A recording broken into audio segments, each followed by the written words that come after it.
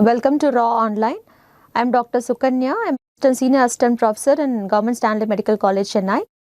Today we will discuss alcoholic liver disease. So we know chronic consumption of alcohol results in liver damage and results in alcoholic liver disease. So what are the risk factors for alcoholic liver disease, or who are at risk for development of alcoholic liver disease? So first, it depends upon the amount of alcohol and the nature of alcohol that is being taken by a particular person. For example, taking around 80 grams per day of alcohol produces fatty liver in men, and consumption of around 160 grams per day for around 10 years causes hepatitis and cirrhosis in men.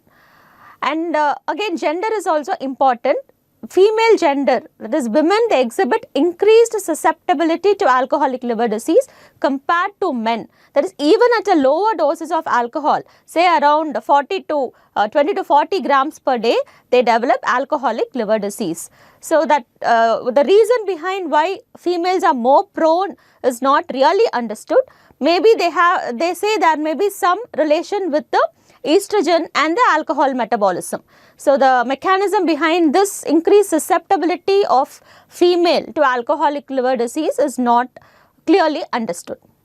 And any other associated comorbid conditions, like if a person is a known case of hepatitis C, chronic hepatitis C infection, he is a diabetic. So these kind of individuals are more prone to develop alcoholic liver disease even at a lower doses of alcohol consumption compared to another person. Okay, and there are some genetic polymorphisms are also involved in this. So some they develop alcoholic liver disease at a lower dose, and some may not develop even with the continued alcohol consumption. So there is some genetic play in this. This includes alcohol dehydrogenase, that is polymorphism in alcohol dehydrogenase, and cytochrome P452E1, which is a microsomal enzyme involved in the metabolism of alcohol. So there could be some genetic polymorphisms related to this, which results in more susceptibility of certain individuals to alcohol. Previously, there was they say malnutrition was more associated with alcoholic liver disease, but now this is not. This is questionable only. In fact, those with higher BMI, that is those with obesity, are more prone to develop fatty liver, and they are more prone to develop alcoholic liver disease also. So these are the risk factors for development of alcoholic liver disease. Now, what is the standard drink? This is a usual Viva question that is being asked. What is one standard drink? So, according to Indian standards, one standard drink of alcohol contains 10 gram of absolute alcohol, and for US standards, they say it is 14 gram of absolute alcohol. Okay, and this one standard drink is equivalent to 285 ml of beer, 30 ml of spirits, and 120 ml of wine.